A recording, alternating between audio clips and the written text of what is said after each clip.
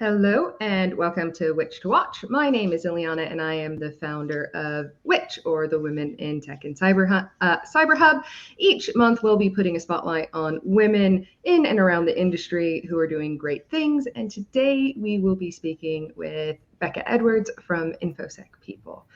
Hi, Becca, and thank you for agreeing to do this. So tell me a little bit about yourself. Hi, Illy. Thank you for having me. Yeah, so I am currently I guess my full title is delivery partner at InfoSec People. So we are a specialist cybersecurity recruiter. So we are well placed within the industry in the world of cybersecurity and tech, I would hope. Part of the role that I do is actively sourcing for mid to senior, all the way up to executive level positions across the space. So not just cybersecurity, but tech as well. So we've recently placed security engineers, architects, information security managers, but also branched out into the world of development as well. So when I say development, I mean developers. So information technology developers, engineers, in that kind of more broad spectrum as well. So really the broad, full range of tech and cyber, which is absolutely fabulous. So we are going to embrace the little bit of the cliche of the women superhero trope in tech, which if you can't beat it, join it. So based on that, what is your origin story? How did you get into tech? Yeah, it's a really good question, and there is a joke among the cybersecurity community that people have either trained in it for absolutely years with the full intent of getting into cybersecurity deliberately, or they end up in it by accident. And I would like to think that I fall in the latter side of that, because I really did end up in this job not looking for a career in cyber or tech. So my background is very much creative. I went off and trained in English and creative writing with the, I suppose, the initial journey in mind of becoming a teacher. I wanted to go off and teach children how to learn things about English, I suppose, in a simple way. English literature was always a big passion of mine. I'm still a writer now and always have been. But after probably about 8 to 9 years of trying to break into the creative industry, I realized it's actually very hard. It's not just an easy case of walking into, especially not an English teaching job at the moment, and becoming published is equally difficult. So I thought, what can I do to make my life even more difficult? I'll move into recruitment. No, I'm joking. So I was headhunted for the role at InfoSec People because it's local to Cheltenham, and that's where I've lived for the past 4 or 5 years. And yeah, I was offered a job here and haven't looked back. Everybody here is fantastic. People-wise, we just fit, I think. And one of the reasons that I really enjoy my job is because we really do embrace diversity, equality, and inclusion as like our core values, which is something that really resonated with me. For a smaller business, we really do champion everybody being different as a good thing. So yes, I would say in terms of origin story, that's probably as succinct as I can be, without being too ADHD. I was about to say, so that leads me on to my next one, because I have a feeling it might fit in there. Of sticking with the superhero theme, what do you think your superpower is? That's a really good question. And it is a question that I have pondered for a good few days, because I found it really difficult to pick one. Again, probably linking in with ADHD, thinking, what things am I good at? It is actually quite hard to pinpoint one good thing that you're good at, because it's hard to sell yourself, right? Especially as women. But I think that my superpower, I suppose, would be building rapport. So I think that, just generally I've come from, I suppose, like a really varied career background. I've worked in customer service, I've worked in sales, I've worked in, I did very briefly hold a position as a teacher for a while, a teaching assistant, I should say. So I've always had the ability to be able to speak to people, whatever level they are, and whatever kind of authoritative position they hold. So I would say that building rapport is probably a superpower of mine. I've always been able to get on with people whatever kind of level they are. And I think in the job that I'm in, it's really important to be able to do that as well. But also do it in a transparent way, not in a kind of adopting a different personality way. Just always being very upfront about your expectations with that person either side and whether you can help them. So yeah, just helping people, building rapport. Absolutely love that. And I think I can attest from personal experience that you're incredibly good at that. So now back a little bit to the tech and cyber focus of what do you think the next 5 years are really going to look like in tech and cybersecurity? Yeah, again, that is a very good question. So I would say that potentially, I mean, I'm in a relatively advantageous position there because I speak to people as part of my job every single day within the world of tech and cyber. And I think that when you talk about cybersecurity in general as a subject, it's so broad, which might seem like a really obvious thing to say. Cybersecurity in of itself has so many different factions you can get into. Tech being just one of those. You can get into the really kind of technical side of cybersecurity, and then you can also fall into tech itself. But what I would say is that we are seeing a real uptake in artificial intelligence, quantum computing. I think in terms of cybersecurity specifically, which I apologize for kind of polarizing the conversation around that, but that's what my background has been. I would also say awareness, behavior, and culture are really, if we're talking from a recruitment standpoint, those are the areas that are really being, I suppose, like invested in by companies at the moment. I think a lot more people are starting to become aware of the fact that not ethical hackers, but cyber criminals are starting to take advantage of AI a lot more, which is obviously going to cause bigger corporations quite a lot of issues further down the line if they don't sort of nip it in the bud, so to speak. So I think that is definitely an area that is going to become a lot more mainstream potentially, even though it's quite niche now. And quantum computing as well. So a couple of consultants that we work with were at InfoSec Europe a few weeks ago, and they were speaking to a couple of companies who specialize in nothing but quantum computing. And they said that absolutely we're going to have to change hardware if we want to tackle different kinds of security threats. So yeah, I would say quantum computing, artificial intelligence, and awareness, behavior, and culture, really ingraining security culture in companies is going to become really big in the next 5 years. No, I think that's a really big one. And I like your point that not all of what the focus is necessarily the technical side of things, that actually that people side is so important and is what really needs to be worked on. And I'm huge into AI. I love prompt injection, probably a little bit too much. And to be fair, I use AI so frequently for what I do. So it will be exciting to see like the next steps that takes. So in regards to that and what tech can do, what is the biggest change? What will we overcome? What will tech help us make the next steps in? Or what do you really hope that tech can facilitate to kind of overcome challenges that we're facing every day? Oh, now that is a really good question. I suppose if you're talking from an everyday perspective, I mean, we've undergone such a lot of societal change, just generally, haven't we, over the past 15 years? I think that I suppose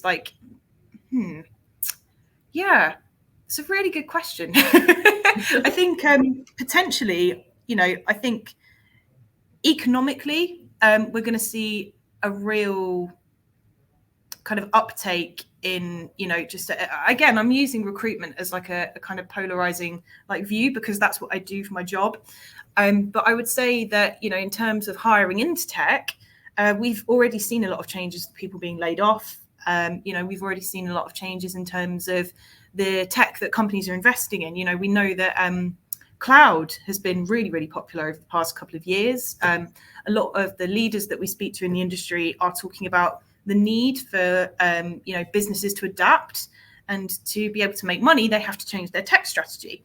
So that involves investing in a lot more cloud. So I think we are going to see a real kind of potentially like a shift back to on-prem. Hopefully I'm making sense to the people in the community that know what that is, like cloud versus on-prem. But yeah, it's a tricky question. I don't think there's a single answer. I think that we are going to see a lot of companies streamlining their businesses, and I think that cloud is a big part of that.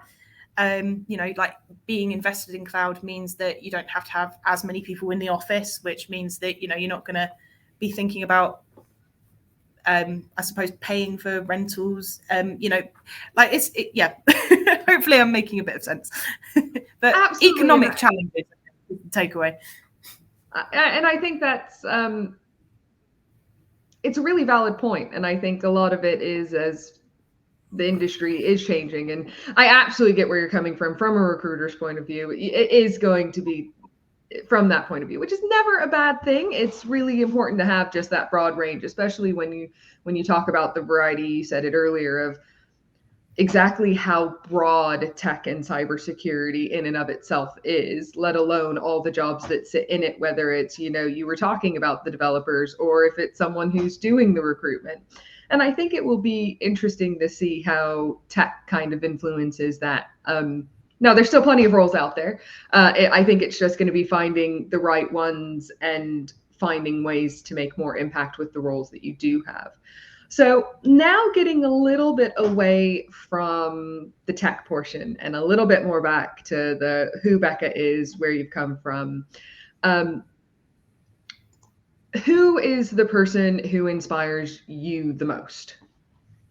Yeah, this is a really good question. And again, one that I spent many, many hours pondering over who to go for, because I could think of at least 3 off the top of my head that have been a really big influence to me. I would say for me personally, overall, it would have to be Laura Bates. So I don't know if anybody has heard of Laura Bates before. I would hope that a lot of the women in the community have, because she's been around for about 12 years now in the kind of activist world, I suppose. She has been nothing short of kind of exemplary in the world of feminism. And, she founded something back in 2012 called the Everyday Sexism Project, which all started when she unfortunately was sexually assaulted. And after that, she kind of realized that there seemed to be, past tense, there seemed to be a real kind of societal issue in how normalized misogyny is and how normalized it is for women to just put up with all the microaggressions that they do day to day. And that's without even, going through the kind of intersection of women of color, women who are part of the LGBTQ plus community. So she put together something called the Everyday Sexism Project, which is still live today. It's a website where women from all over the world could submit their stories of experiences they'd had. And off the back of that, she was expecting to get maybe 20 replies, and she got over 10,000 in the first, I think 24 hours of the website being live, which just really goes to show, doesn't it, how far as a society we have yet to come, but have also come, I would hope. So she wrote a book off the back of that. She's also done a lot of work in the community, like just wider society, speaking in schools about how misogyny and sexism can affect us and how important it is as part of that to encompass toxic masculinity and, how we should encourage men to be themselves and not, aspire to be a stereotype, I'm using that term in a broad sense, but yeah, she's fantastic. She's done so much work for the community and so much good work as well, and I think that it's very, we're always very likely to hear bad things about when things have gone wrong. So it's good to shout about the good that people are doing. And, she's still active in the community now. So yeah, I would say that she's probably my biggest inspiration. I'd love to be like her. That is fabulous. I absolutely have her books sitting on my shelf. So I will link them down below, at least one of them, just in case people are interested in learning more about the Everyday Sexism Project. Now, I think this one's going to be a little bit more personal, and I know this one's a little bit of a tricky one to talk about, but what would you tell your younger self? What's one piece of advice that you could give your younger self? I think, I was trying to think of a particular phrase I would have said, because I suppose I'm a very visual person. So I always imagine myself kind of either going back in time to speak to little Becca, running around in the playground and probably tripping over and scraping her knees, because I always was. you know, like not wearing the uniform she was supposed to. But yeah, I would go back and tell her that you've got this and it's going to be okay. Because there were a lot of times when I was younger where I would get really frustrated at myself, or really, I suppose from a neurodivergent point of view, I would get really het up over things not going my way, or het up over, you know, the way that my brain worked, and being told by all my adult peers around me, you know, whether that be teachers, parents, you know, you name it, why can't you just behave this way? What's wrong with you? And actually, I'd like to go back and go, there's nothing wrong with you. Don't listen to these guys. You know, I'd like to go back with a pair of like rainbow earmuffs and just put them over little Becca's ears whenever anyone said that to her, and go, there's nothing wrong with you. You've got this. It's okay. Like, it's absolutely fine. Your brain works this way. These guys, I don't know what they're talking about. They don't understand that. They don't understand ADHD. And it's really as simple as that. You know, like, you've got this. You're going to be okay. And when you get to your 30s, you will be speaking to other people about, you know, your experiences of being neurodivergent and how your brain is different, but that's completely fine. You know, there are so many benefits to, you know, a brain like ours. I mean, there are days where I don't feel like it. I'm not going to lie. There are many days where I just think, why can't I just pick up my socks off the floor? Or why can't I just go and do the thing that I've been putting off for about 4 hours of the day? And I know I urgently need to do it.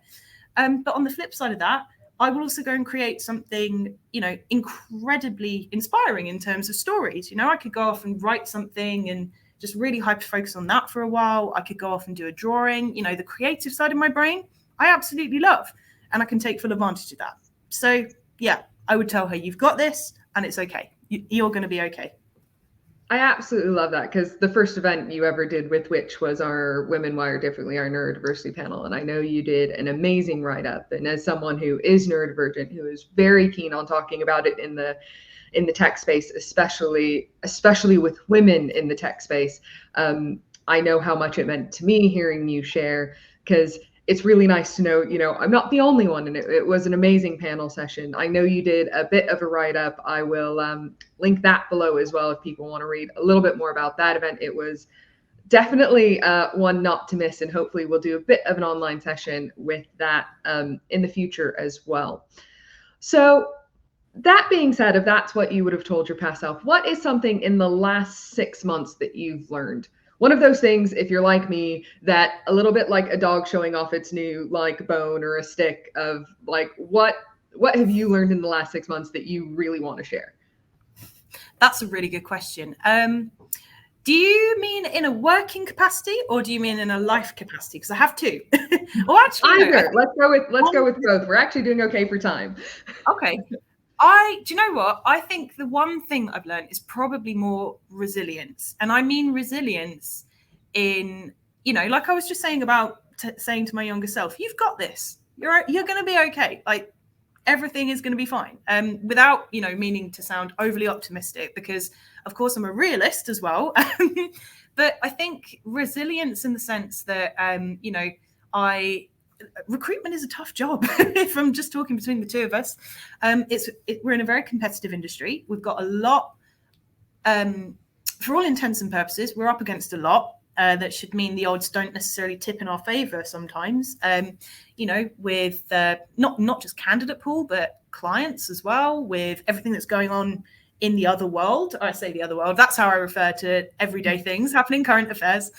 But yeah, I've learned to be resilient. I've learned that if I do just work with my brain, then that is a lot easier than going against the grain and being like, no, I just have to try and force myself to be other.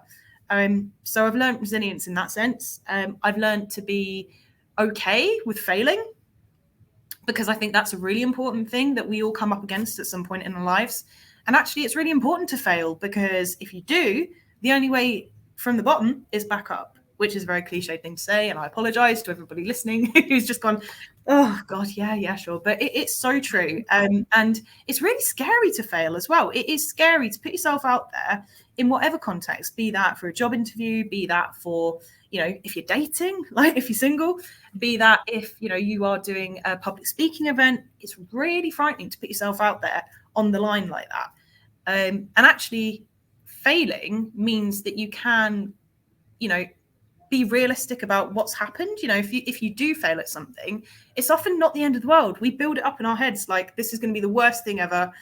And actually you look around and you realize, oh, actually, like say you've forgotten to take your notes with you to a public speaking event. I haven't got my notes today because I forgot them.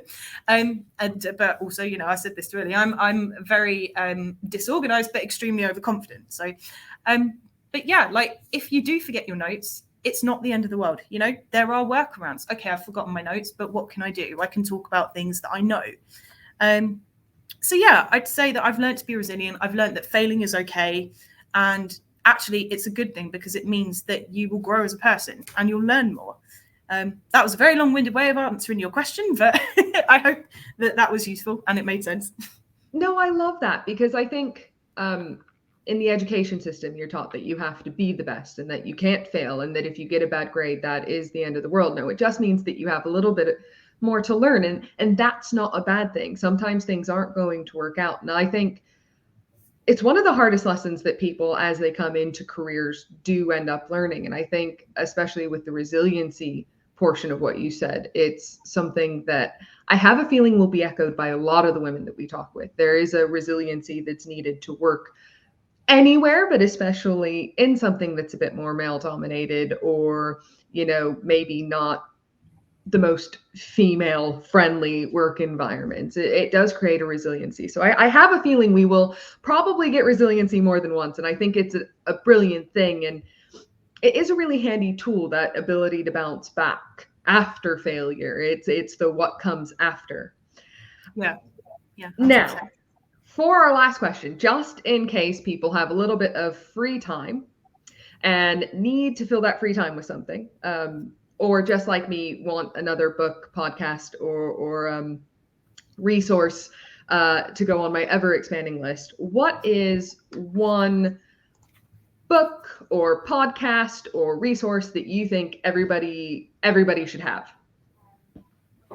Good question. I I come from a literary background, so whenever anyone asks me what book I could recommend or what everyone should read, I suddenly think I can think of 10 different books. From a neurodivergent perspective, I would say that Women and ADHD by Katie Weber, a podcast that is readily available on, I think, Spotify, Apple Podcasts, wherever you can get your podcasts.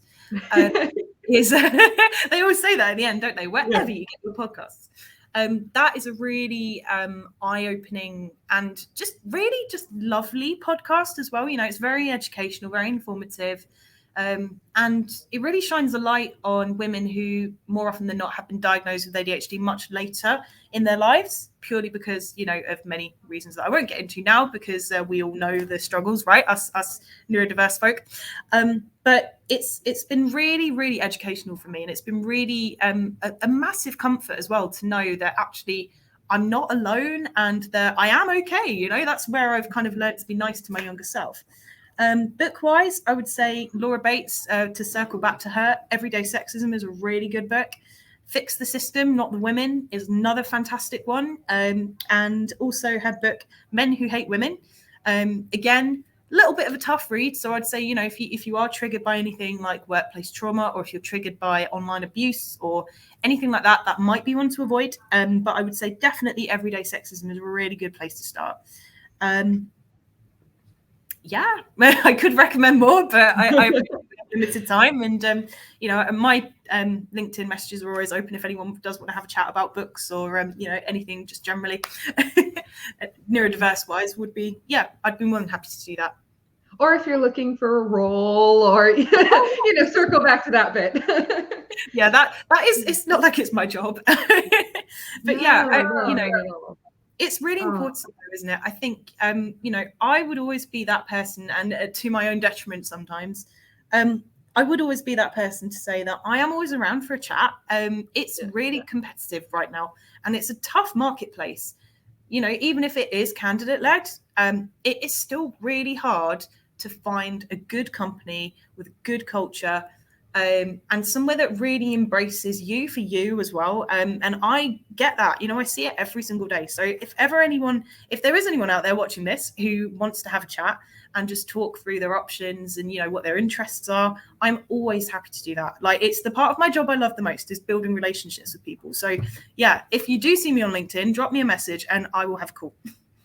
That is absolutely fantastic. And thank you so much for taking the time to talk with us today. It's been absolutely fantastic. Definitely hope to see you at some other events here in the near future. And yeah, I hope you have a wonderful afternoon. Thank you, everybody, for watching. Please leave a comment, topics, people that you'd like to see next. Really look forward to it. Thank you.